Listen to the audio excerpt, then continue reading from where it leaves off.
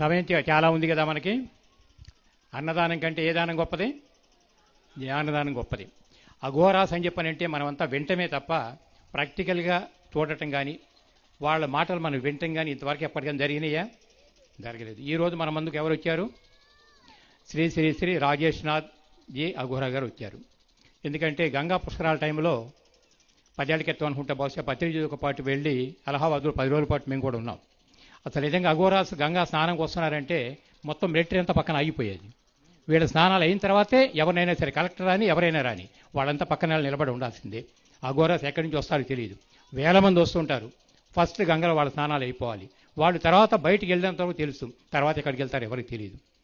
అట్లా ఎన్నో సిద్ధులు, ఎంతో సిద్ధ పురుషులు వాళ్ళ గురించి మనం వింటమే తప్ప అందుకంటే మనకు తెలియదు. మరి ఇప్పటివరకు మనకి సదానందగిరి గారి జ్ఞానం మనం తీసుకున్నాం. ఇప్పుడు అటువంటి అఘోరా గారి దగ్గర నుంచి మనం రాజేష్నాథ్ జీ అఘోరా గారి దగ్గర నుంచి పూర్తి నాలెడ్జ్ అని సమయం మనకు కావాల్సినంత ఉంది. అన్నదానం కంటే జ్ఞానదానం గొప్పదని మన అందరికీ తెలుసు. కాబట్టి ఈరోజు మనం పూర్తి సమయాన్ని కేటాయించి మరి రాజేష్నాథ్ అఘోరి గారి భాష, వారి తెలుగు భాష వచ్చి ఉండటం మరీ మన మహాభాగ్యం. సహజంగా నార్త్ ఇండియాలో ఉండేటప్పుడు తెలుగు తక్కువగా వస్తుంది. మన అందరి అదృష్టం ఏమో తెలియదు కానీ సదానందగిరి గారు తెలుగు మనకంటే బాగా మాట్లాడుతున్నారు. అలాగే రాజేష్నాథ్ గారు కూడా తెలుగు బాగా మాట్లాడతారంటే అందుకంటే మానందకి ఆనందం ఇంకేం కావాలి. కాబట్టి వారి దగ్గర నుంచి పరిపూర్ణమైనటువంటి జ్ఞానం ఇవ్వాల్సిందిగా వారిని కోరుకుంటూ, సో స్వామీజీ. ఓం సత్యం ఆదేశ్, గురుజీ కో ఆదేశ్, నాథ్జీ గురుజీ కో ఆదేశ్, జై శ్రీ మహాకాల్. అమ్మ, ముఖ్యంగా ఇందాక స్వామి చెప్పారు, అఘోర్ అంటే దాని అర్థమే ఘోరం వదిలేసిన తర్వాత స్థితి. ఎవరు భయపడక్కర్లేదమ్మా. అందరూ నలుపు ధరిస్తే ఏదో చెడు అని అంటే మా తులసీనాథ్ ఉన్నారండి, ఇంకా కొంతమంది పిల్లలు మా దాంట్లో సాంప్రదాయంలో చిన్న చిన్న పిల్లలు కూడా ఉంటారు. వాళ్ళు వచ్చిన తర్వాత ఈ నలుపుని చూసేది అశుభం కింద చాలా కొన్ని మూఢనమ్మకాలు పెట్టేసుకుని ఉన్నాం మనం. ఘోరం వదిలేసిన తర్వాత చిన్న మీదనే ఒక చిన్న సర్కిల్ గీసుకుని బతికే ఒక ఫ్యామిలీ ఉంటుంది తల్లి. నా 2 పిల్లలు, నా భార్య, నా తల్లి, నా తండ్రి. దాని నుంచి విడిపోయి ప్రపంచం అంతా నా కుటుంబం అనుకునే స్థితికి చేరటమే అఘోరతత్వం తల్లి. ఎందుకంటే శివుడు విశ్వరూపుడు, ఆయన ఎంతైతే విశ్వంతా నిండిపోయి ఉంటాడో అలాంటి స్థితిని, అంటే అలాంటి భావనని మేము దేవుణ్ణి చూడడానికి రాము తల్లి. దేవుణ్ణి చూడాలి, ఆయన గురించి తపస్సులు చేయాలి, ఇలాంటి కాంక్షలు మాకు ఉండవు. ఎందుకంటే తల్లి, మీరు ఎక్కడి నుంచి వచ్చారమ్మా? ఏ ఊరు తల్లి? అనంతపురం. మళ్ళీ ఎక్కడికి వెళ్ళిపోతారు? అనంతపురం వెళ్ళిపోతారుగా. ఇంట్లో ఎవరున్నారు? పిల్లల్ని చూడాలని చెప్పి ఇప్పుడు ఇక్కడికి వచ్చి స్వామి మాటలో, నా మాటలో, పెద్దవారి మాటలో వినడం మానేసి పక్కకి వెళ్ళి కూర్చుని తపస్సు చేస్తారా? పిల్లల్ని చూడాలని మళ్ళీ వెళ్ళిపోతే వాళ్ళని చూస్తారుగా. మనం ఎక్కడి నుంచి వచ్చాం? ఆయన దగ్గర నుంచి. మళ్ళీ వెళ్ళిపోయేది అక్కడికే. ఆయన చూసే పనేం లేదమ్మా. ఆయన మన ఇక్కడికి ఎందుకు పంపాడో తెలుసుకోవాలి. మొట్టమొదటి మన బాధ్యత ఏంటి, మన రెస్పాన్సిబిలిటీ ఏంటి. ఒక జన్మ, ఇందాక స్వామి చెప్పారు, మనిషి జన్మ పొందడం ఎంతో ఉత్తమం. మరి పొంది ఏం చేస్తున్నాం మనం? కనీసం పర్పస్ ఆఫ్ లైఫ్ అంటారు కదమ్మా, అంటే మనం పుట్టుక దేనికోసమో తెలుసుకోగలిగామా ఇప్పటిదాకా? ఇన్ని సంవత్సరాల్లో పెరుగుతూ, అంటే ఒక రోజు గడుస్తోంది పోతుంది, గడుస్తోంది పోతుంది. ఏదో ఒక రోజున మేము బతికుండగానే శ్మశానానికి నడిచి వెళ్ళిపోతాం తల్లి. మీరందరూ బలవంతంగా తేబడతారు కట్టేసి కర్రలకి. అక్కడే అందరం కలుసుకునేది. కాకపోతే ఈ చనిపోయి పుట్టే లోపల మన బాధ్యత ఏంటి? ఎందుకోసం భగవంతుని మన ఇక్కడికి పంపించి ఉంటాడు? అసలు ఏంటి మన కర్తవ్యం? కేవలం మనం తినేయడం, బతికేయడం, మన పిల్లలకి ఇచ్చేయడం వరకేనా? దాచేయడం వరకేనా? అంతకుమించి ఇంకేం లేదా? పుట్టి చనిపోయే లోపల నాకు సార్థకత అని చెప్పుకునేందుకు ఇక్కడ చేసుకుని ఎంతమంది చెప్పగలుగుతారు నేను సాధించానని? ఆయన మనకి జీవితాన్ని ఇచ్చాడమ్మా, కానీ బతికేస్తున్నాం మనమంతా. ఈవేళ మనకి నచ్చినట్టు ఇక్కడ ఒక మన ధర్మం గురించి మాట్లాడుకుంటున్నాం, మన సాంప్రదాయాల గురించి మాట్లాడుకుంటున్నాం. ఇంత స్వేచ్ఛ ఎక్కడి నుంచి వచ్చిందో తెలుసా తల్లి? మన సనాతన హైందవ సాంప్రదాయం నుంచి. అంత గొప్ప ధర్మంలో మనం పుట్టాం, అంత గొప్ప నేలమే పుట్టాం. ఇక్కడ రాముడు పుట్టాడు, కృష్ణుడు పుట్టాడు. మనందరినీ ఈవేళ ఇలాగే హిందువుల కింద ఉంచడం కోసం బలిదానాలు చేసిన చాలామంది హిందూ వీరులు పుట్టారు, శివాజీ మహారాజు లాంటి వాళ్ళు. అఘోర్ అందరికీ అంటే అనుకుంటారమ్మా, అఘోర్ అంటే ఒక చేతబడులు చేస్తాడు, శ్మశానాల్లో తిరుగుతాడు. కానీ శివుడు ఎక్కడ ఉంటాడు తల్లి? మరి శివుడు కావాలంటే మేము ఎక్కడ ఉండాలి? శ్మశానాల్లో కాకపోతే ఆయన ఉన్న చోట చెడు జరగనిస్తాడా? చేతబడులు ఉంటాయా?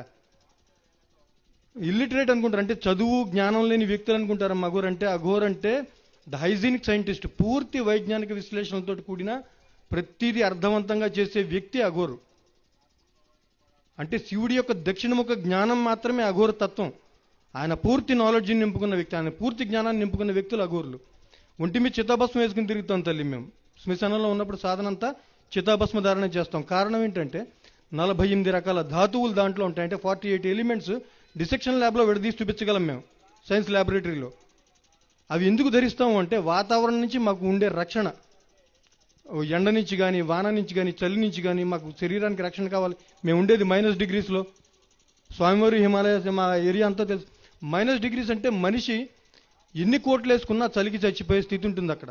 మేము ఒంటి మీద నూలు పోగు కూడా లేకుండా అదే చిత్తభస్మంతో తిరుగుతాం. మరి ఇంకొకటి ఏంటంటే తల్లి, ఎంత వైజ్ఞానిక విశ్లేషణలు ఉంటాయంటే అఘోరతత్వంలో.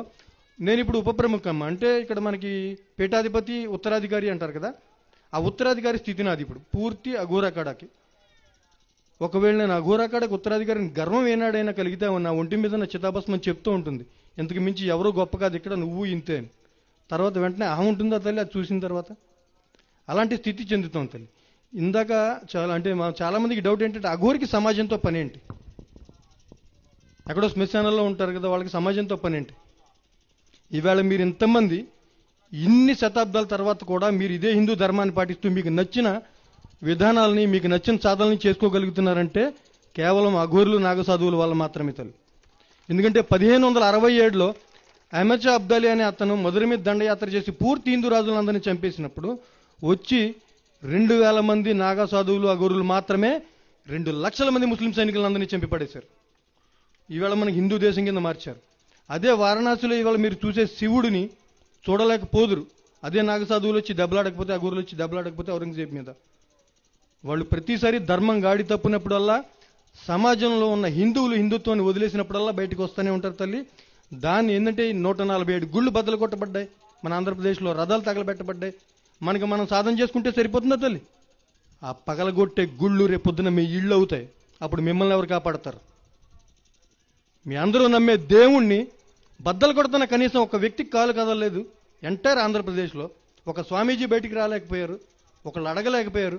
దేవుడు అంటే మన నిజం కదా, మన చిన్నప్పటి నుంచి అమ్మమ్మలు తాతయ్యలు అందరూ నేర్పిన ఒక నిజం కదా, మన కోరికలు తీర్చే ఇలవేల్పు కదా ఆయన. అది బద్దలు కొడుతున్నా తగలబెడుతున్నా కనీసం మనకి పట్టదే. రేపొద్దున మీ ఇంటి మీద పడితే మేము ఎందుకు పట్టించుకోవాలా? మీ పక్కింటి వాళ్ళైనా మిమ్మల్ని పట్టించుకుంటారు నమ్మకం ఉందా? అంతే అయిపోవడమే. ఇంత చక్కటి సాధనలతో పాటు తల్లి ఫస్ట్ ధర్మం పట్ల నిబద్ధత తెలుసుకోవాలా, దేశం పట్ల భక్తి కూడా నేర్చుకోవాలి. దేశాన్ని ప్రేమించలేనోడు జీవితంలో చివరిదాకా ఏది సాధించలేడు. గుర్తుపెట్టుకోండి, మీరు ఎన్ని సాధనలు చేసినా అనవసరం. ఫస్ట్ మీరు ఇక్కడ నిలబడి, ఇక్కడ ఉండి, ఇక్కడ తిని, ఇక్కడ కని ఇన్ని చేస్తున్న దేశానికే విలువ ఇవ్వనప్పుడు మీ సాధనలు ఏ దేవుడు హర్షిస్తాడు? ఏ దేవుడు ఒప్పుకుంటాడు మీ సాధనల్ని? కనీసం మీ మనస్సాక్షి మీకు మిమ్మల్ని ఒప్పుకుంటుందా? రోడ్డు మీద మీ పిల్లాడికి ఏదైనా జరిగితే వెంటనే 10 మంది వచ్చి కాపాడాలని కోరుకునే మీరు మీ ఊరికి ఏదైనా జరిగితే బయటికి రాగలుగుతున్నారా? ఊరంటే మనది కదా, ఈ దేశం మనది కదా, ఈ ధర్మం మనది కదా. మరి ఇంత జరుగుతుంటే నేను గదిలో తలుపులేసుకుని సాధన చేసుకుంటే సరిపోతుందంటారా? అందుకనే శ్మశానాలు వదిలి వేళ బయటకు వచ్చాం, ఈ ధర్మం నిలబెట్టడం కోసం. ఎందుకంటే మనం పట్టించుకోకుండా బాధ్యత వదిలేసి ఎలా అయితే కూర్చున్నారో అలా వదులుకోలేని స్థితి మాది. ఎందుకంటే మాకు తల్లి, ఈ భూమి మా తల్లి. చిన్నప్పుడు అమ్మ ఊళ్ళో పడుకుని ఉమ్మేస్తున్నా, ఉచ్చపోసేస్తున్నా ఎంత మురిసిపోయేది తల్లి. అదే పని ఇప్పుడు చేస్తున్నా మురిసిపోతుంది కదమ్మా ఈ తల్లి. ఆ తల్లి కోసం బతకడం, ఆ తల్లి కోసం చావడం కంటే గొప్పే ఉంది. అంత డెడికేటెడ్గా దేశం కోసం, ధర్మం కోసం ఎంత పూర్తి జీవితాన్ని త్యాగం చేసి నిబద్ధతతో కష్టపడే తత్వమే అఘోరతత్వం. శివుడు అంటే మేము పూర్తి విశ్వాన్ని చూస్తాం. ఇందాక స్వామి అన్నారు, నీలోను నాలోను శివుని చూడు. మేము నీలోను నాలోనే కాదు తల్లి, పూర్తి అణువణువులో చూస్తాం, కణం కణంలో చూస్తాం. ఎలా అంటే ఇప్పుడు మీరు అన్నం తినేటప్పుడు ఎప్పుడైనా అన్నం పరబ్రహ్మ స్వరూపం అని చెప్పి చేతితో పట్టుకుని దండం పెట్టుకునే కదా తినేది అందరూ. దానివల్ల మన బతుకని తెలుసు కదా మన అందరికీ. అది తిని సాయంకాలం విసర్జించిన వెంటనే ఎంత అసహ్యత. మనం తినిందే కదా అది, కొత్తగా పొట్టలేని తయారు కాబడలా. ఆ తిన్నది రూపం మారేటప్పటికి, చిన్నప్పుడు మీరు బోళ్ళంత అందంగా ఉంటారు మా అమ్మ, ఇప్పుడు ఇంకొంచెం వృద్ధాప్యం వచ్చి పూర్తిగా ముడతలు పడిపోయిన మొహం వచ్చేప్పటికి మీ అసహ్యత పుడుతుందా మీ మీద? నాకు తల్లి ప్రేమే కదా, దాన్ని అసహించుకోక్కర్లే, పూజించక్కర్లే, అసహించుకోక్కర్లే. అదే అశుద్ధాన్ని. వేరే జీవులు కదా, ఈ ఆహారమే కదా, అన్నపూర్ణే కదా, మీకు ఈరోజు శక్తినిచ్చి నిలబెట్టింది కదా. ఆ సమత్వానికి చిహ్నమే తల్లి. ప్రతిదాన్ని ఈక్వాలిటీలో చూసే తత్వమే ఈ నలుపు. కాషాయం త్యాగానికి చిహ్నం ఎలాగో అఘోర్ నలుపు కట్టుకుంటాడు అంటే అర్థం ఏంటి అంటే ప్రతిదాన్ని ఒకలానే చూస్తాడు. అది మంచి చెడు, పగలు రాత్రి ఇవేం ఉండవు తల్లి. మాకు ఏదైనా ఒకటే. ఎందుకంటే మంచి చెడు అనే వ్యత్యాసాలు నేను అంటే ఒకటి నేను పొందడం పోగొట్టుకోవడం దాని మీద డిపెండ్ అయ్యింది తప్ప దానికి ఒక ప్రామాణికాలు ఏం లేవు, ఒక పడికట్లు ఏం లేవు. ఇది మంచి ఇది చెడు, మీకు నచ్చితే మంచి నచ్చకపోతే చెడు. కానీ ఒక వ్యక్తిని మీరు చెడు అని డిసైడ్ చేసేసేటప్పుడు అతను చేసే పనిని ఖండించడం తప్ప వ్యక్తిని కాదు. ఎందుకంటే ప్రతి వ్యక్తి భగవంతుడి సృష్టే. అంత గొప్ప సృష్టిలో పుట్టిన మీరందరూ కూడా అద్భుతాలే. నిజంగా చక్కటి సాధనా మార్గాన్ని ఎంచుకున్నారు. ఆ సాధనా మార్గంతో పాటు ఫస్ట్ మన ధర్మనిష్టత, మన భారతదేశం పట్ల ఉన్న ఒక మిగతా దేశాల వాళ్ళు 49 దేశాల్లో ఉందమ్మా మా సంస్థ అఘోరా అఖాడా అనేది. ప్రతి దేశం వాళ్ళు వచ్చి అడుగుతూ ఉంటారు ఏమని, 2 చేతులు ఎత్తి దండం పెట్టే ఒకే ఒక్క స్త్రీ తత్వం ఎక్కడ దొరుకుతుంది అంటే భారతదేశంలో. కానీ ఇవాళ అది పూర్తిగా రివర్స్ అయిపోయిందమ్మా. ఎలా అంటే వాళ్ళందరూ పట్టు చీరలు కట్టుకుని మా దగ్గర కూర్చొని సాధన చేస్తున్నారు. చాలామంది నేను ఉజ్జయిన్లో ఉన్నప్పుడు కానీ, నేను ఉంటే ఆంధ్రప్రదేశ్ వస్తే తండుకు వస్తానమ్మా, అక్కడికి వచ్చినప్పుడు కానీ వాళ్ళ పిల్లలకి వేసుకొచ్చి బట్టలు చూస్తేనే అసహ్యం వేసే స్థితిలోకి వస్తున్నారు. రేపొద్దుటి తరానికి కొత్త తరాలను అందించే తల్లి మీరంతా మీ చేతుల్లోనే ఉంది భవిష్యత్తు. మీ పిల్లలకి నేర్పవలసింది ఫోన్లు ఇచ్చి టీవీలు ఇచ్చి కాదు, చక్కటి సంస్కారం. మన ఊరుకున్న గుడి, అది మన బడి అమ్మ ఒడి కూడా. అంత గొప్పటి స్థితి ఆ గుడి ఇస్తుంది. కారణం ఏంటంటే చిన్నప్పుడు నాకు ఇవేం తెలియదు తల్లి, నాకు అంత నాలెడ్జ్ ఉండేది కాదు. నేను చదువుకోవడం అయితే ఎంటెక్ చదువుకున్నాను, కానీ ఈ దేవుడు ఇలాంటి విషయాలు కూడా తెలియవు నాకు. మా ఇంటి పక్కన ఉన్న గుడిలో శనగలు ఉడకబెట్టి పెట్టేవారు రోజు సాయంకాలం పూట. అది పెట్టి తినాలి అంటే, అది ఇవ్వాలి అంటే నాకు ఏదో పురాణం కథ చెప్పేవారు, అది వింటేనే ఇచ్చేవారు. అలా అలా చిన్నప్పటి నుంచి లోపల వచ్చేసింది. వచ్చిన తర్వాత అంటే అఘోర్ అంటే ఇప్పుడు మా పిల్లలందరూ ఉన్నారు చూసారు తల్లి, వీళ్ళందరూ అఘోర్ సాధకులు. ఇంకొకటి ఏంటంటే అఘోరుల గురించి చెప్పేది, ఎంటైర్ మా భూమికి సంబంధించిన నాథ్ సాంప్రదాయ అఘోరీలు 60 మంది మాత్రమే ఉంటాం, మిగతా అందరూ సాధకులు ఉంటారు తల్లి. మిగతా మీరు కుంభమేళాల్లో చూసి ఒంటి నిండా భస్మ వేసుకుని స్నానానికి వచ్చే వాళ్ళందరూ కూడా నాగా సాధువులు.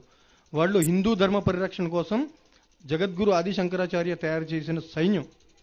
ఎందుకంటే మనం ఇవాళ ఇంట్లో పూజ చేసుకుంటున్నా, సాధన చేసుకుంటున్నా, ఏం చేసుకుంటున్నా ఇంత స్వేచ్ఛనిచ్చారంటే వాళ్ళందరూ మనకి ఇవాళ ఒక సైనికుల్లా ధర్మాన్ని పట్ల నిష్ఠతో నిలబడి మనల్ని కాపాడుతూ ఉండబట్టి. ఎందుకంటే మనం ఇక్కడ కూర్చున్నాం తల్లి, మనకేం తెలియదు, హాయిగా మన సాధన మనం చేసుకుందాం, నైట్ భోజనం చేద్దాం, ఏదో ఒకటి తిని పడుకుందాం. కానీ కొన్ని రాష్ట్రాల్లో చూడండి కండిషన్ ఏంటో ఏమక్కర్లా. పక్కన మన తెలంగాణలో చూడండి, భయంసా అని ఒక ఊరుంది, అర్ధరాత్రికి అందరినీ తరిమేశారు ఊరి నుంచి. కారణం ఏంటంటే నువ్వు హిందూ, నువ్వు దేవుణ్ణి పూజిస్తావా పూజించవా కూడా వాళ్ళకి అనవసరం, నువ్వు హిందూ, గెట్అవుట్ అంతే. అలాంటి కండిషన్ మన ఎంత దూరం కాదు కదా తెలంగాణ అనేది. కేరళలో చూడండి, కాశ్మీర్లో చూడండి తల్లి, ఇప్పుడు కొంచెం బాగుపడుతుంది కాశ్మీర్. బెంగాల్ వెళ్ళి చూడండి ఒకసారి, అవి మనకి ఎంతో దూరంలో లేదు వెళ్ళి. ఫస్ట్ మన పిల్లలకి చక్కటి సంస్కారం, మన దేశం పట్ల పూర్తి అవగాహన, ధర్మనిష్ట ఇవి నేర్పిన తర్వాత మాత్రమే ఏ సాధనలైనా నేర్పించండి. ఎందుకంటే సాధనలు మీ వ్యక్తిత్వానికి ఒక చక్కటి స్థితిని అందిస్తాయి. ఈ మన పిరమిడ్ సాధనలు కానివ్వండి, ఇంకా ఈ మధ్యన కొత్త సాధనలు చాలా వింటున్నాను, ఇవన్నీ కూడా ఒక చక్కటి స్థితిని ఇస్తాయి. కానీ ఎప్పుడు ఈ సాధనలన్నీ మీరు ఎప్పుడు చేసుకోగలుగుతారు? భౌతిక జీవితంలో మీరు చక్కటి స్థితిలో ఉన్నప్పుడు, ఏ లోటు మీకు లేనప్పుడు, ఏ కష్టం మీకు లేనప్పుడు, ఏ బాధ మీకు లేనప్పుడు. అది ఎప్పుడు ఉంటుంది? మీ ఇల్లు బాగుంటే. మీ ఇల్లు ఎప్పుడు బాగుంటుంది? మీ ఊరు బాగుంటే. మీ ఊరు, ఈ దేశం బాగుంటే బాగుంటుంది. అది మర్చిపోయి తల్లి కేవలం నా వరకు నేను బతికేయడం, నా వరకు నేను జీవించేయడం, అంత స్వార్థపరమైన చిన్న సర్కిల్స్ గీసుకోకండి. నా మాటలు మీకు నచ్చినా నచ్చకపోయినా ఇక్కడ చేసుకుంటే రేపు పొద్దున్న మీరు సాధన చేసేటప్పుడైనా మీకు గుర్తొస్తాయి ఈ మాటలన్నీ. నా వరకు నేను చేసుకోవడానికి ఇక్కడికి రాలా. ప్రతి సాధకుడు అంతే తల్లి, మీకు మీ సాధన చేసుకుని అలా దేవుడితో పాటు వెళ్ళిపోవడానికి అయితే అలా ఇక్కడికి వచ్చే పని లేదు కదా, ఆయన దగ్గరే ఉండిపోవచ్చు, ఇక్కడికేం రావక్కర్లా. కానీ వస్తూ మన సమాజం పట్ల మన విధి ఏంటి, మనం ప్రవర్తించవలసిన తీరు ఏంటి, మన బాధ్యత ఏంటి తెలుసుకుని మనం చక్కటి, ఇప్పుడు ఇందాక మన తులసినాథ్ ఉన్నారు, ఆయన ఏదైతే పిరమిడ్ సంస్థలో ఒక ధ్యానం అనేది నేర్చుకున్నారో 10 మందికి ఎలా పంచుతున్నారో, మనకి తోచినంతలో సమాజం కోసం. ఇప్పుడు స్వామివారు, మీరు గుంటూరు కదండి, మా తణుకులోనూ చూశాను ఈయన్ని, చాలా చోట్ల. అంటే ఈయన ఎంత దాన్ని ఎక్స్పాండ్ చేసుకుంటూ వెళ్తున్నారంటే ఈయన తెలిసిన జ్ఞానాన్ని మీరు ఇలాంటి గొప్ప వాళ్ళందరికీ జ్ఞానం గ్రహిస్తూ నెక్స్ట్ వచ్చే మీ తరాలని, మీ పిల్లల్ని చక్కటి సంస్కారవంతుల కింద తీర్చిదిద్ది ఈ దేశం కోసం, ధర్మం కోసం కూడా పనిచేసేలా మారుస్తూ వాళ్ళ జీవితాల కోసం వాళ్ళని కూడా కష్టపడేలా తయారు చేస్తారని మనస్ఫూర్తిగా కోరుకుంటూ ఆదేశ్. జై శ్రీ మహాకాళి. తల్లి, ఎవరైనా అఘోర సాంప్రదాయం మీద కానీ మా సాధనల పట్ల కానీ ఏదైనా సందేహాలుంటే అందరూ అడగచ్చు తల్లి, ప్రతి ఒక్కళ్ళకి సమాధానం చెప్తా. అంటే మా సాధనలేంటి, మా ధ్యానాలేంటి, మా యోగాలేంటి, ఏవైనా అడగచ్చు. అంటే నేను చెప్పుకుంటూ పోతే స్పీచ్ అయిపోతుంది. మీరు అడిగితే సందేహ నివృత్తి అవుతుందమ్మా. ఎవరే ప్రశ్న ఉన్నా అడగండి తల్లి. అయ్యో ప్రశ్నలే లేవమ్మా. వాళ్ళంతా పూర్ణ జ్ఞానులు, వాళ్ళకి ఏమి తెలియదు, చెప్పాల్సిన అమ్మా అనుమానం రావు. దేశానికి సేవ అమ్మా. దేశానికి సేవ అంటే ఏంటి? నేను మీకు దెబ్బ తగిలితే ఆయింట్మెంట్ రాసి దేశానికి సేవ అనుకుంటే ఎలాగ తల్లి? మరి మీరు చెప్పింది అదే కదా, కింద పడిపోతాడు వాడికి లేవదీసా దేశానికి సేవ వస్త్రధారణ అంటే. ఒకటి గుర్తుపెట్టుకోండి తల్లి, పోలీస్ కాకి డ్రెస్ ఎందుకు వేసుకుంటాడు? వస్త్రధారణ గురించి మాట్లాడారండి ఆవిడ. పోలీస్ కాకి డ్రెస్ వేసుకుని ఎందుకు వేసుకుంటాడమ్మా? స్వామి కాషాయం ధరించడానికి త్యాగానికి చిహ్నంగా ధరిస్తే మేము దీన్ని సమత్వానికి చిహ్నంగా ధరిస్తున్నాం. కారణం ఏంటంటే మా స్థితి ఇది అని చెప్పడానికి. అందుకని తల్లి మా వస్త్రధారణ నలుపు. నలుపుకి అర్థం ఏంటంటే సమత్వం. దీని మీద ఏ రంగేసినా నలుపే, నలుపులో ఏం కలిసినా నలుపే కదా. కానీ ఇంకొకటి ఏంటంటే తల్లి, నలుపు నుంచి మాత్రమే కాంతి మొదలవుతుంది. అందుకోసం దీన్ని ధరిస్తాం మేము. కాంతికి చిహ్నం. నల్లగా ఉంటే చీకటి అనుకోకండి తల్లి, కాంతికి పునాదే నలుపు. అందుకని నలుపుని ధరిస్తాం తల్లి. ఓకేనా తల్లి? అడగండి స్వామి. స్వామి, ఈ అవకాశం కల్పించినందుకు మీకు మా ధన్యవాదాలు. మీ స్పీచ్ అత్యద్భుతంగా ఉత్తేజపూరితంగా ఉంది మాకు. అలాగే మీ సాధన అంటే మొదలు పెట్టిన దగ్గర నుంచి ఒక స్టేజ్కి వెళ్ళే వరదాకా ఆ సాధనా పద్ధతులు ఈ సమాజంలో ఎవరికి ఏమీ తెలియదు. ఏదో చేస్తారు, ఏదో తింటారు అనే అపోహలే ఉన్నాయి. మీ సాధన జాయిన్ అయిన దగ్గర నుంచి పండిపోయే వరదాకా ఏ పద్ధతులు అవలంబిస్తారు, ఏ రకంగా జ్ఞానం బోధిస్తారు, కొద్దిగా దాని గురించి వివరించండి స్వామి. స్వామి, మొట్టమొదట అండి అఘోర సాంప్రదాయంలో 3 స్థితులు ఉంటాయండి. అఘోర సాధకుడు, పూర్ణఘోరి, పరమహంస. అఘోర సాధకుడి కింద ఎప్పుడైతే జాయిన్ అవుతామో, అంటే జాయిన్ అవ్వడం అంటే మనం వెళ్ళి ఇప్పుడు కాలేజీలో జాయిన్ అయినట్టు, ఒక సంస్థలో జాయిన్ అయినట్టు కుదరదండి. దీంట్లో గురువు అనుజ్ఞ చేత, ఆయన పిలుపు చేత మాత్రమే అక్కడికి తీసుకెళ్ళబడతాడు. తీసుకెళ్ళబడిన తర్వాత మమ్మల్ని మొట్టమొదట ఫస్ట్ మాకు పెట్టే పరీక్ష మేము దానికి సరిపోతామో లేదో అని చెప్పి శ్మశానంలో వదిలేస్తారు ఒక రోజంతా. తర్వాత రోజు వచ్చి తీసుకొచ్చి, ఈ రోజు మొత్తం శ్మశానాన్ని చూసావు కదా, నీకేం అర్థమైంది అని అడుగుతాడు గురువు. సాధారణంగా మీరే శ్మశానాన్ని ఎప్పుడైనా చూశారండి స్వామి? మీరు శ్మశానాన్ని చూసినప్పుడు మీకు అక్కడ ఏం అర్థమైంది, ఏం నేర్చుకోవాలనిపించింది? అంటే దీని నుంచి ఇది గ్రహించవచ్చు. అందరూ అంటారు స్వామి శ్మశాన వైరాగ్యం ఇలాంటి వేటిని కూడా మేము పరిగణలోకి తీసుకోండి. మా గురువు మాకు అప్పచెప్పిన తర్వాత మాకు అర్థమయ్యేది ఏంటంటే, ఒక శవాన్ని తీసుకొస్తూ ఉంటారండి మెడ నిండా దండలో, ఇందాక నాకు వేసినట్టు స్వామికి వేసినట్టు, మీద పువ్వులు జల్లుతూ డప్పులు కొడుతూ. అది మేము ఇందాక ఉన్నాం కాబట్టి మేము ఇద్దరు మురిసిపోవచ్చు లోపల, ఎందుకంటే మేము బతికున్నాం కాబట్టి. చనిపోయిన శవానికి అవే ఉండవు. ఓ పావు గంట తర్వాత దాని కింద మళ్ళీ మంట పెడతారు, దానికి కూడా చెల్లించదు. ఆ స్థితిని పొందమంటారంటే ఎవడు నిన్ను పొగిడినా, ఎవడు తిట్టినా ప్రతి దాన్ని ఒక సమత్వంతో తీసుకోవడం మొదలు పెడితేనే నువ్వు అఘోర సాధకుడి కింద మారుతావని చెప్తావు. అంటే అది పొగట్టవచ్చు, తిట్టవచ్చు, వాడెవడో వచ్చి కొడతాడు, కొడితే అది ఆయన ఆజ్ఞ, కొట్టుకునేవాడు, మనకి పోయింది.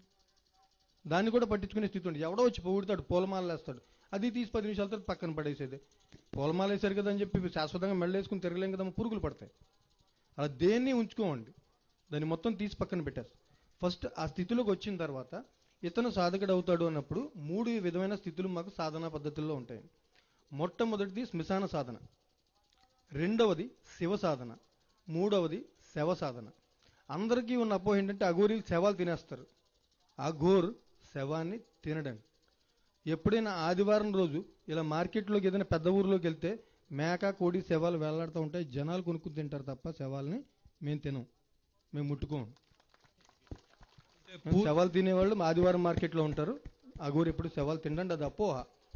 కాకపోతే ఏంటంటే ఒక గురువుకి సంబంధించిన ఈ ఏదైతే బొటనవేలు ఉంది చూసారండి,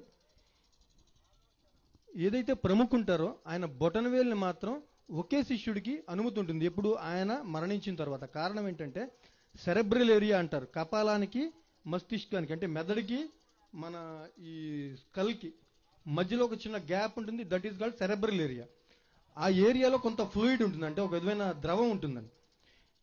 సాధారణంగా మీరు ఎప్పుడైనా పువ్వులు పట్టుకుని పువ్వులు పడేసిన తర్వాత మీ చేయి పువ్వుల వాసనే వస్తూ ఉంటుంది. మా గురువు అంటే ఒక జ్ఞాని, ఆయన గొప్ప జ్ఞాన సంపన్నుడు. ఆ జ్ఞానంతో నిండిన మెదడు ఆ ద్రవంలో నాని నాని నాని ఏమవుతుందంటే ఆ ద్రవం అంతా కూడా ఈ జ్ఞానాన్ని సంతరించుకుని వ్యక్తి చనిపోయిన తర్వాత ఎప్పుడైనా ప్రతి వ్యక్తికి కూడా ఆ ద్రవం నరాల చివరికి చేరిపోతుంది. నరాల చివరి అతిపెద్ద నరం చివరి కాలి బొట్టన వేలు. గురువు చనిపోయిన వెంటనే ఈ ఉన్న రింగ్ని నొక్కేస్తారు. నొక్కి ఆ వేలుని తీసుకుని ప్రసాదంగా పెడతారు తప్ప, అది కావాలంటే మీకు రిఫరెన్స్ మహాభారతంలో పాండురాజు వేలుని తింటారు నకుల సహదేవులు. వాళ్ళకి ఏం కలుగుతుందండి అప్పుడు? భవిష్య దర్శనం తెలుసు. ఎలా అంటే గురువు 100 రూపాయల శక్తి కలిగి ఉన్నాడు అనుకోండి, నేను 10 రూపాయలే, నేను శిష్యుడిని కాబట్టి నేనేం చేస్తా, ఆయనకి ఈ చిన్న ముక్కని నేను గ్రహించడం ద్వారా ఆయన 100 నేను తీసుకున్నా. నా గురువు అంతకు ముందర 100, ఇప్పుడు నేను 110. అంటే గురువు నాకు ఇంకొంత జ్ఞానాన్ని ఇచ్చి ఇది పంచుతూ బొమ్మని నాకు ఒక మంచి స్థితిని ఇవ్వడానికి సైంటిఫికల్గా ప్రూవ్ అయిన ఒక విధానం తప్ప, రోజు పొద్దున్న ఇడ్లీ భోజనం అవి తిన్నట్టు మనుషులను తినరండి అఘోర్. ఇంకొకటి ఏంటంటే, నేను ఇంచుమించుగా ఒక 20 సంవత్సరాల పైనుంచి ఘనాహారం అనేది వదిలేశాను పూర్తిగా. నేను తాగేది కాఫీ, టీ అంతే. నీకు వేరే ఏమీ తిండి ఇలాంటివి ఏమి ఉండవు, నీళ్లు అంతే. అఘోర్ లేదంటే చాలా అపోహలు ఉన్నాయి తల్లి, సినిమాల్లో చూసి పుస్తకాల్లో చదివి. ఇంతకీ ఏంటంటే అఘోర్ ఇప్పటిదాకా బయటికి రాలే. అఘోర్ ఎందుకు రావాల్సి వచ్చిందంటే, అఘోర్ పేరు చెప్పి బయట చాలామంది చేసే అబద్ధ ప్రచారాలని అఘోరీలు అని చెప్పి వాళ్ళు దండుకునే డబ్బుల్ని ఆపడం కోసం వచ్చాము మొట్టమొదట. ఎందుకంటే చాలామంది మీకు టీవీలో కనిపించే వాళ్ళు ఎవరు కూడా అఘోరీలు కాదు. అఘోరీల్లో 3 సాంప్రదాయాలు ఉంటాయండి: వామపంథీ, దక్షిణపంథీ, కీనారాంపంథీ. ఈ మూడిట్లో కూడా మీకు టీవీలో కనిపించే వాళ్ళు ఎవరు కాదు. అఘోర్ అంటే భయాన్ని పోగొట్టేవాడు తప్ప మెడలో నిర్జంగడి పుర్రీలు వేసుకుని భయపెట్టేవాడు కాదు. భయాన్ని పోగొట్టేవాడిని అఘోర్ అంటారు తప్ప భయపెట్టేవాడిని ఎప్పటికీ అనరమ్మా. అసలు ఆ స్థితే తీసేయండి. అఘోర్ అంటే మీరు అనుకున్న ఏవి కావు. మా పూర్తి సాధనా పద్ధతులన్నీ గుప్తం, ఎందుకంటే శ్మశానంలో చేస్తాం. అవేంటంటే సాధారణంగా ఒక వ్యక్తికి సైకలాజికల్ ఒక విధమైన భయం ఉంటుందండి శ్మశానం అంటే. అందరికీ అది చివరి స్థలం అనుకుంటారు, అంటే ఎండ్ పాయింట్. అది మాకు స్టార్టింగ్ పాయింట్, అక్కడి నుంచి మొదలు పెడతాం. ఎందుకంటే ఎంత కెమికల్ ల్యాబ్ కింద మేము దాన్ని వాడుతూ ఉంటాం శ్మశానాన్ని. ఈ 48 రకాల ధాతువులు ఒక వ్యక్తి దహనం అయిపోయిన తర్వాత ఆ బూడిద భూమిలో ఉన్న ఎలిమెంట్స్ తోటి, అంటే ధాతువులతోటి రసాయనిక చర్య జరగడం వల్ల ఉత్పత్తి అయిన శక్తిని ఉపయోగించి ప్రజలకి ఏ మంచి చేయగలమో ఆ పూర్తి జ్ఞానం మాకు ఉంటుందండి శ్మశానం నుంచి మొదలుపెట్టి. ఎందుకంటే శివుడు ఉండే స్థలం అక్కడ, ఆయన శక్తి మొత్తం నిక్షిప్తం. దాంతో ఇప్పటిదాకా కేడి బ్రహ్మ గుజరాత్ కానీ, దుంగార్పూర్ రాజస్థాన్ కానీ, ఉత్తరప్రదేశ్ కానీ ప్రతి చోట అమావాస్యకి పౌర్ణమికి హోమాలు చేస్తూ ప్రతి ఒక్కళ్ళ కష్టాలు తీరుస్తూ వాళ్ళు వచ్చిన వాళ్ళందరికీ భోజనాలు పెట్టి పంపుతూ, ఒకవేళ వాళ్ళకి ఛార్జీలు రాకపోతే ఇచ్చి కూడా పంపిస్తాము. ఎందుకంటే మేము డబ్బుల గురించి చేసే వ్యవస్థలు కావు, మేము దేవుణ్ణి నమ్ముతాం తప్ప అమ్మం. ఎందుకంటే మాకు దేవుణ్ణి నమ్మడం మాత్రమే వచ్చు. మా సాధనలన్నీ కూడా ప్రపంచం కోసం. అంటే మీరు ఎక్కడో శ్మశానంలో సాధన చేస్తే ప్రపంచానికి ఏంటంటే, ఈవేళ యూఎస్ నుంచి కూడా ఒక డాక్టర్ కాల్ చేసి ఆయన వల్ల కానప్పుడు, ఈ పేషెంట్ బాడీ రెస్పాండ్ కావట్లేదు అన్నప్పుడు ఫస్ట్ కన్సల్ట్ చేసేది మమ్మల్ని. ఆ బాడీలో ఉన్న ఆర్గాన్స్ అన్నింటిని కూడా అతని వైద్యానికి ఎలా రెస్పాండ్ కావాలో మాకు తెలుసు విధానం. ఎందుకంటే అఘోర్ అంటే ఒక గ్రేట్ డాక్టర్ కూడా. అంత గొప్ప స్థితి ఉన్న వాళ్ళని ఇవాళ సమాజంలో సినిమాలు ఎలా మార్చేసినాయి అంటే, మేము ఊర్లోకి వస్తుంటే ఏదో చేతబడి చేసేవాళ్ళు వచ్చినట్టు, ఏదో రాక్షసులు వచ్చినట్టు, మనుషులు తినేస్తారంటే పారిపోతారు. అది మార్చడం కోసం ఇంచుమించుగా 5-6 సంవత్సరాల నుంచి ఆంధ్రప్రదేశ్, ఈ సౌత్ ఇండియా అంతా తిరుగుతూనే ఉన్నాం తల్లి. ఎప్పటికీ భయపడుతూనే ఉన్నారు. ఎప్పుడైనా కనుక్కోండి, పూర్తిగా అఘోర్ అంటే మన ఉత్తర భారతదేశంలో శివుడితో సమానంగా చూస్తారు. కానీ నిజంగా అఘోరీలు అక్కడ కూడా కరువు అయిపోయారు. ఇప్పుడు యోగి ఆదిత్యనాథ్ గారు ఉన్నారండి, ఉత్తరప్రదేశ్ ముఖ్యమంత్రి గారు. ఆయనది మాది ఒకటే సాంప్రదాయం, నాథ్ సాంప్రదాయమే. కానీ ఆయన యోగాన్ని పట్టుకుంటే మేము అఘోరాన్ని పట్టుకున్నాం. ఇద్దరిది ఈ చిన్న వ్యత్యాసం తప్ప. ఆయన కాషాయం ధరిస్తారు, మేము నలుపు ధరిస్తాం.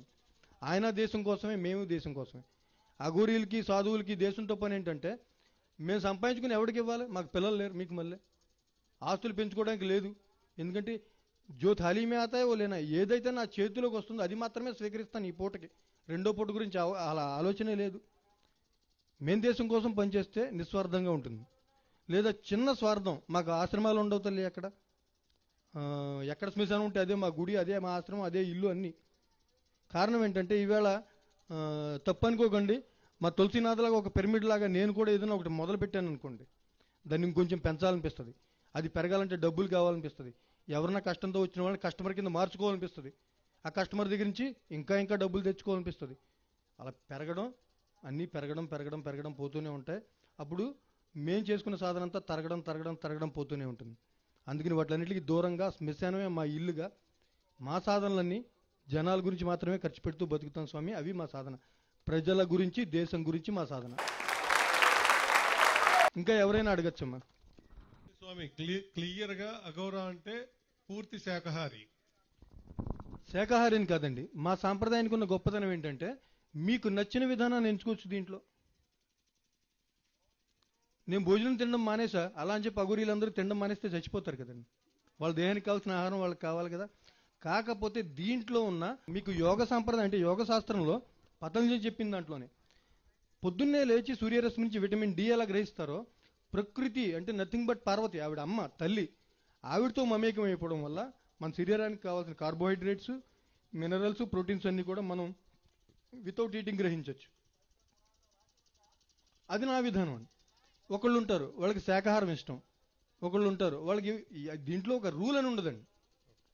ఇప్పుడు మీ దాంట్లో ఒక మంచి సాంప్రదాయం, మంచి సిద్ధాంతం ఉందనుకోండి, అది మేము గ్రహించుకుంటాం. ప్రతి ఒక్కళ్ళది, మాకంటూ సొంతంగా ఏమి ఉండదు. అది స్వామి. Okay, thank you very much. తప్పకుండా తల్లి. ఒకటమ్మా, దీంట్లో ప్రవేశించడాలు ఉండవు, పట్టుకెళ్ళిపోవడాలే. అంటే మిగతా వాటిలో లాగా నేను ఇప్పుడు వీళ్ళందరూ నా దగ్గరికి వస్తారు తల్లి. అఘోరీలు అంటే అఘోర సాంప్రదాయాన్ని నచ్చి వీళ్ళందరూ కూడా సాధకుల కింద నా పిల్లలే. ఇంచుమించు నాకు 1,20,00,000 మంది పిల్లలు ఉన్నారు నా దగ్గర. అంటే మొత్తం మన భారతదేశంలోని అన్ని రాష్ట్రాల్లోనూ రకరకాల దేశాల్లోనూ కలిపి నా పిల్లల సంఖ్య 1,20,00,000 మంది. వాళ్ళందరూ అఘోరీలు ఎవరు? మేము అఘోరీలు అనేది ఉండేది 60 మంది మాత్రమే. నాకు ఇందాకనే చెప్పాను తల్లి, ఇందులోకి వచ్చేదాకా నాకు దేవుడు అంటే ఏంటో కూడా తెలియదు. నాకు ఇప్పుడు నేను రామయ్య కాలేజీలో చదువుకున్నానమ్మా బెంగళూరులో. ఎంటెక్ అయిపోయిన తర్వాత మా గురువు గారు నన్ను వచ్చి పట్టుకెళ్ళిపోయేదాకా నాకు ఎలాంటి సాంప్రదాయం ఒకటి ఉంటుందని కూడా తెలియదు. ఆయన వచ్చారు, మా అమ్మ దగ్గరికి వచ్చారు, మా అమ్మని అడిగారు, అమ్మ మీ అబ్బాయిని తీసుకెళ్ళిపోతున్నాం. నేను ఒక్కడే కొడుకు, బోర్డు అంత డబ్బు ఉంది నాకు. ఎందుకంటే ఉభయ రాష్ట్రాల్లో తణుకు చాలా డబ్బున్న ఊరు, అక్కడే నేను పుట్టాను తల్లి. మీకు తెలిసి ఉంటుందండి, మా తణుకు వచ్చి చూశారు కదా. మా ఊరంతా బాగా ఇది డబ్బు దాన్ని ఏమంటారు, బలిసిపోయిన ఊరు. అందులో బలిసిపోయిన ఫ్యామిలీ మాది. నేను ఒక్కడు కొడుకు. మా అమ్మని అడిగిన తర్వాత మా అమ్మ ఏముంది అంటే వెళ్ళిపోమంది. ఏ అంటే ఇక్కడ ఉంటే నేను ఒకటే నీకు అమ్మ. ఇప్పుడు మీరు అందరూ దొరికారు కదా తల్లి, నాకు ఆవిడ చెప్పితే వెళ్ళిపోయినందుకు. ఇంతమంది అమ్మల్ని ఇచ్చింది, మా గురువు పట్టుకెళ్ళిపోయారు. పట్టుకెళ్ళిపోయిన తర్వాత ఇంకా సందేహాలే ఉండవు తల్లి. ఆయన మా కర్మకాండలు జరిపించేసి ఆయన కొడుకుగా మళ్ళీ తిరిగి రీబర్త్ అంటే ఇంకొక కొత్త జన్మ ఇచ్చిన తర్వాత ఆయన జన్మ దేనికి, మన రెస్పాన్సిబిలిటీ ఏంటి, బాధ్యత ఏంటి చెప్పిన తర్వాత సందేహాలు సంశయాలు ఇవే ఉండవు తల్లి. కర్తవ్య నిర్వహణ మాత్రమే. మనం సాధించిన తర్వాత అది ఎలా పంచాలి, ఎంత పంచాలి, ఎవరికి పంచాలి, పంచుకుంటూ పోవడమే. మొత్తం పూర్తి భారతదేశాన్ని 12 సంవత్సరాలు నడిచి తిరిగాను తల్లి నేను. ఎందుకంటే మనకు తెలిసిన అందరికీ పంచుకుంటూ వెళ్ళాలి. ప్రతి కల్చరు మనకి తెలియాలి. ఫస్ట్ నేర్చుకోవడమే. ప్రతి చోట, ప్రతి రాష్ట్రం, ప్రతి భాష నేర్చుకుంటూ తిరగడం, అక్కడ వాళ్ళకి ఏం కావాలనో చూసుకోవడం, అలా మొత్తం. నాకు ఇప్పుడు దేశం అంతా నా కుటుంబం అయిపోయింది కదా. మరి అదే ఇంట్లో నా ఎంటెక్ అయిపోయిన తర్వాత ఏ అమెరికా పోయి ఇంజనీరింగ్ చదివేసుకుని మా డబ్బులన్నీ ఖర్చు పెట్టుకుంటా ఉంటే ఇవాళ ఎంతమంది అమ్మలు దొరుకుతురా, ఎంతమంది చక్కటి బంధుగణం, నాకు ఎంతమంది బంధువులు దొరుకుతురా. మీ అందరినీ పొందానంటే కారణం అదే కదా తల్లి, మా గురువు ఇచ్చిన అనుగ్రహం. ఆయన అనుగ్రహంతో నా కుటుంబం ఎంత ఉంటుంది అనుకుంటున్నారు? నా పిల్లలే 1,20,00,000 మంది ఉంది, మీ అందరినీ కలుపుకుంటే నా కుటుంబం ఎంత? మరి ఆ స్థితిని పొందాను కదా తల్లి. సంశయం కానీ సందేహం కానీ ఉంటుందంటారా దీంట్లో? ప్రతిదీ పొందడమే కదా తల్లి. దీంట్లోకి వచ్చిన ఫస్ట్ డే నుంచి ఈరోజు సరికి మీ అందరినీ నేను పొందడమే, మీ అందరి ప్రేమ పొందడమే. మళ్ళీ ఎక్కడ కనిపించినా నన్ను పలకరిస్తారు కదా తల్లి, దామేస్తే మంచినీళ్ళు ఇస్తారుగా, చాలు కదా తల్లి. ఇంత ప్రేమను పొందుతున్నానంటే ఉంటుందంటారా సందేహం సంశయం? మీరు కూడా పెట్టుకోకండి తల్లి. ఇంకెవరన్నా అడగండి. నేను అందులో ఎదగకపోవడం కాదు తల్లి. ఈ 60 మందిలో ఒకళ్ళు పరమాంశ అయి బయటికి వెళ్ళిపోతున్నప్పుడు ఒకళ్ళు చేర్చబడుతూ ఉంటారు తల్లి. బ్యాలెన్స్ అవుతూ ఉంటుంది. ఎందుకంటే ఏదైతే ఆదినాథ్ భగవాన్ అంటే పరమేశ్వరుడు తర్వాత ఈ ఏదైతే అఘోర సాంప్రదాయాన్ని, అఘోర జ్ఞానాన్ని అంతటినీ కూడా గురు దత్తాత్రేయకి ఇచ్చారమ్మా. గురు దత్తాత్రేయ ఏం చేశారంటే దాన్ని 2 భాగాలు చేసి, శివుడి 5 ముఖాల జ్ఞానాన్ని 2 భాగాలు చేసి 4 ముఖాల భాగాలన్నింటినీ కూడా యోగ సాంప్రదాయం అని, దక్షిణముఖ జ్ఞానాన్ని అఘోర సాంప్రదాయాన్ని 2 కింద విభజించి అఘోర సాంప్రదాయాన్ని గురు జాలంధర్నాథ్ గారికి ఇస్తే ఆయన శిష్యుడైన గురు కానిఫానాథ్జీ మొత్తం విస్తరింపజేసుకుని వచ్చి 60 మందికి పరిమితి చేశారు. అదేవిధంగా యోగ సాంప్రదాయం ఏం చేశారంటే గురు మత్స్యేంద్రనాథ్ గారు ఆయన శిష్యుడు గురు గోరఖనాథ్ గారికి ఇచ్చిన తర్వాత ఆయన పూర్తిగా వ్యాప్తి చేసుకుంటూ వెళ్ళిపోయారు. అందులో సంఖ్య అపరిమితం. మాకు 60 మంది పరిమితి ఏంటంటే 60 మంది చాలు మాలాంటి వాళ్ళు. ఎందుకంటే ఇంకా ఎక్కువైతే ఈ శ్మశానాలు ఖాళీ ఉండవు కదా, అందుకోసం 60 మందికి పరిమితం చేసి సాధకుల్ని వాళ్ళ ఇళ్ల దగ్గర, ఇప్పుడు వీళ్ళందరికీ చాలామంది కుటుంబాలు ఉన్నాయి తల్లి, వాళ్ళ వాళ్ళ వృత్తులు ఉన్నాయి. కాకపోతే వాళ్ళు ఏంటంటే ఒక మంచి మనిషిలో బతుకుతానని ప్రమాణం చేయడం, ఇవాళ నుంచి ఘోరాన్ని వదిలేస్తానని ప్రమాణం చేస్తే అఘోర సాధకుడు అవుతాడు. మొత్తం ప్రపంచాన్ని వదిలేసి ప్రపంచమంతా నా కుటుంబం అనుకుంటే పూర్ణ ఘోరి అవుతాడు. ఈ పూర్తి ప్రపంచాన్ని వదిలేసి ఇది హిమాలయాల్లో ఉంటారని చెప్తూ ఉంటారు తెలుసా తల్లి, అలా పూర్తిగా అక్కడి నుంచి వీళ్ళ మన ఏదైతే సిస్టమ్కి కావాల్సిన స్థితి గతి ఇవన్నీ ఉంటాయో ఆ ఎనర్జీ లెవెల్స్ అన్నింటిని కూడా స్టేబుల్ చేసి ఒక చక్కటి స్థితి ఇచ్చేవాళ్ళు పరమాంసలు అయి ఉంటారమ్మా, వాళ్ళు వెళ్ళిపోతారు. ఈ 60 మంది చాలు తల్లి, ఎనఫ్ అండి. స్పీచెస్ అన్నీ మనకి 24live.com అని ఒక ఛానల్ ఉంది. సో ఎన్నో వీడియోస్ ఉన్నాయి, నేను అవి రోజు ఫాలో అవుతూ ఉంటా. వాటిని ప్రతి ఒక్కరు 24live.com యూట్యూబ్ ఆన్ చేసి దానిలో 24live.com అని కొడితే స్వామి గురువు గారి వీడియోస్ అన్ని దానిలో అప్లోడ్ అయ్యాయి. తెలుగులో ఉంటాయి, హిందీలో ఉంటాయి. చిన్న అభ్యర్థన, అయ్యో ఎట్లాగో అఘోర అని చెప్పి అనేసరికి మీరు అనుకున్నట్టుగా ఏదో ఘోరమని చెప్పని జనాల అభిప్రాయం ఎలా ఉన్నప్పటికీ మీరు వచ్చి ఇక్కడ చక్కగా వివరించి చెప్పడం ద్వారా ఎంతోమందికి చక్కగా క్లారిఫికేషన్ ఎలా అయితే వచ్చిందో, మా చిన్న అభ్యర్థన ఏమిటంటే మనకి పిరమిడ్ స్పిరిచువల్ సొసైటీస్ మూవ్మెంట్లో పిఎంసి అనేది ఒక ఛానల్ ఉంది మనకి, పిరమిడ్ మెడిటేషన్ ఛానల్ అండి. పత్రిక ఆశయం ప్రకారంగా ప్రపంచమంతా కూడా శాంతిమయం కావాలి, ప్రపంచమంతా ధ్యానమయం కావాలి, పిరమిడ్ జగత్ కావాలి అనేది ఆయన లక్ష్యం. దానికోసం పిఎంసి ఏర్పాటు చేసింది. దయచేసి ఒక ఇంటర్వ్యూ మీరు పిఎంసి వాళ్ళకి ఇవ్వడానికి అవకాశం కల్పించినట్లయితే దేశ రక్షణ కానీ గ్లోబలైజేషన్లో ప్రపంచ రక్షణలో మన పాత్ర ఏమిటి ఇవన్నీ చక్కగా మనం చెప్పుకోవడం బాగుంటుంది స్వామి. మీరు ఏదైనా డేట్ ఇస్తే తప్పకుండా స్వామి. కానీ ఇంకోటి ఏంటంటే ముఖ్యంగా మా సాంప్రదాయాలకండి శాస్త్రం ఎంత ముఖ్యమో శస్త్రం అంతే ముఖ్యం అండి. ఎందుకంటే మన రాముడు కృష్ణుడు వీళ్ళందరూ కూడా తల్లి పువ్వులు పట్టుకునే తిరగలు, ఆయుధాలు పట్టుకునే తిరిగారు. కారణం ఏంటంటే ఎవరినో చంపేయాలని కాదు తల్లి, ధర్మానికి ఎక్కడ విఘాతం కలిగినా ఖచ్చితంగా మేము ఉంటామని చెప్పి ఒక నమ్మకం. ఇప్పుడు మనం ఇంత శాంతంగా మాట్లాడుకుంటాం, అంతా ప్రేమే, కానీ నిజంగా మనం వెళ్తున్నప్పుడు ఏ కారు ఏదో రాసుకుని వెళ్ళిపోతే తిట్టుకోమా, కోపం రాదా? అదే అధర్మం ఎక్కడైతే బాగా పెరిగిపోతుందో, ధర్మానికి ఎక్కడైతే విఘాతం కలుగుతుందో అక్కడ మేము కూడా అలాగే కోపంతో రెచ్చిపోతుంటాం, యుద్ధం చేస్తాం. అలా రెండూ ఉండాలి. మాకు శాస్త్రజ్ఞానం ఎంత ఉంటుందో శస్త్రజ్ఞానం అంతే ఉంటుంది. ఆ చిన్నపిల్ల కూడా ప్రతి వెపన్ని యూజ్ చేయగలదు, అంత ట్రైనింగ్ ఉంటుంది మా దాంట్లో. ఏంటంటే శారీరక శిక్షణ మానసిక శిక్షణ రెండూ ఉండాలి.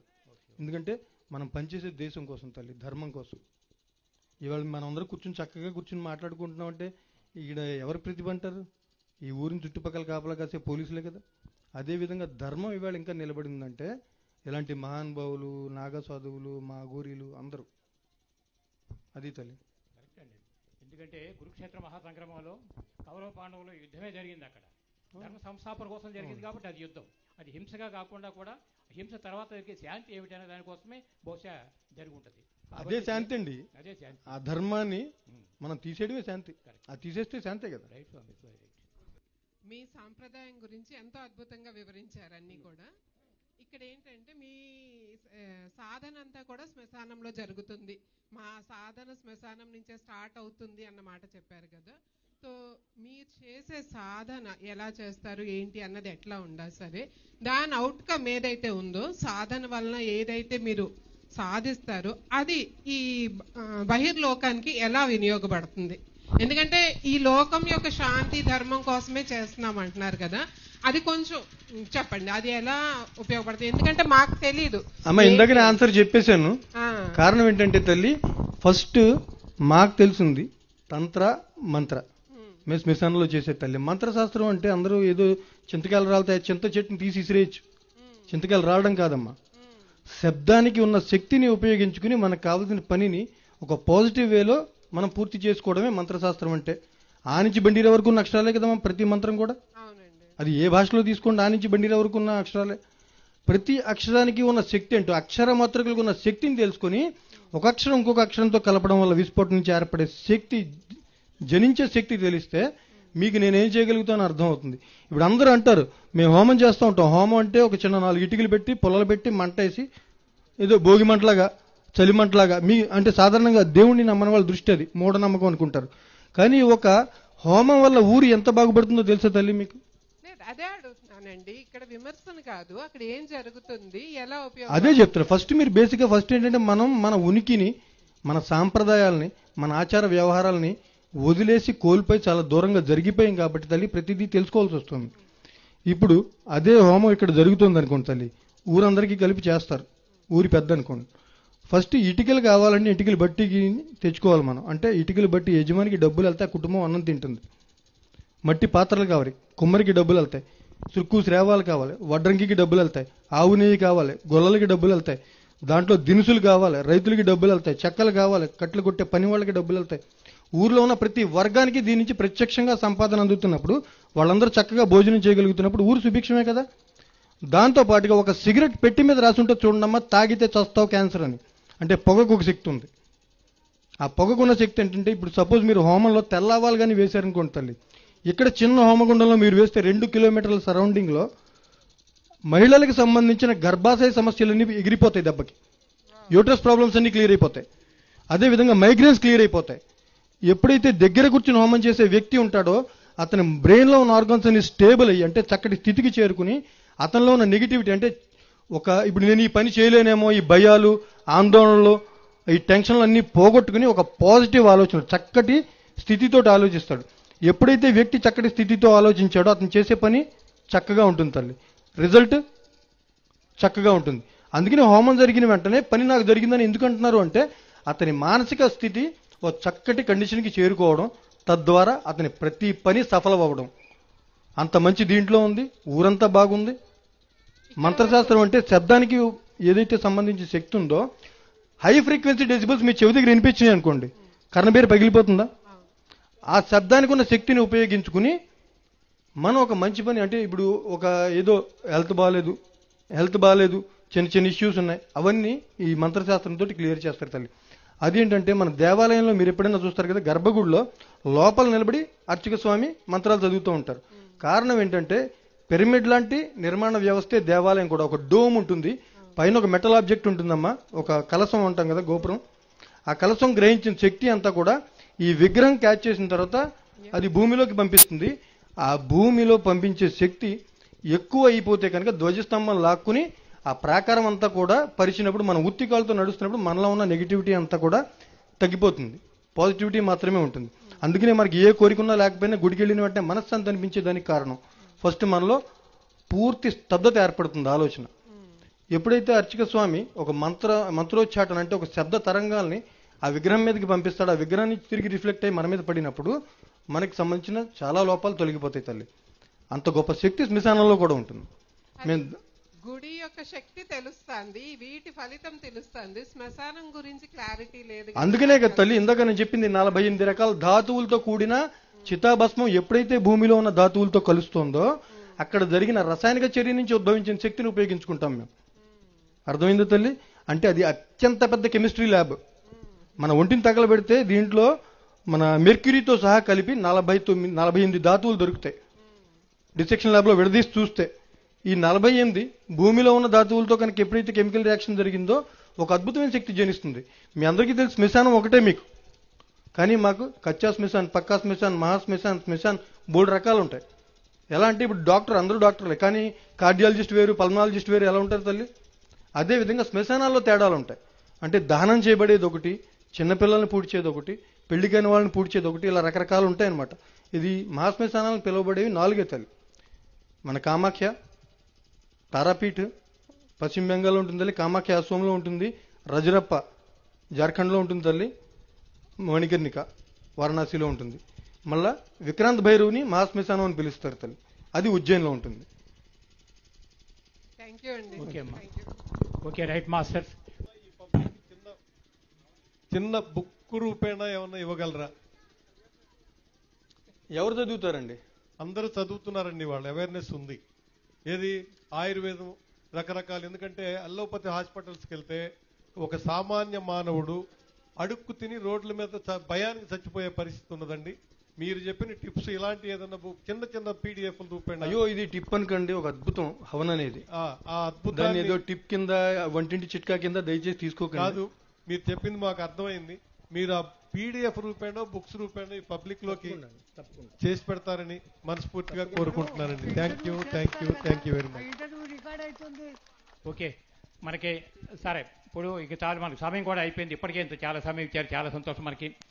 మరి సార్ ఇంకొకటి ఏమిటంటే పిఎంసీలో ఇంటర్వ్యూ ఇవ్వటానికి సారు ఓకే చేశారు కాబట్టి మనకి మీకు ఏమైనా డౌట్స్ ఉన్నాయి అన్నీ కూడా ఏం చేస్తారంటే లెటర్ రాసి పిఎంసీకి ఇచ్చేయండి. ఆ క్వశ్చన్స్ అన్నీ కూడా చక్కగా అక్కడ ఇంటర్వ్యూలో పెడిచేస్తే ప్రపంచంలో కోట్ల మందికి అవన్నీ కూడా వెళ్ళిపోతాయి, పబ్లిక్కి అవేర్నెస్ క్రియేట్ అవుతుంది. సో మరి రెగ్యులర్ మన టచ్లో ఉందాం. మరి ఇంత జ్ఞానాన్ని మనం పంచినటువంటి గురువులకి చిరు సన్మానం.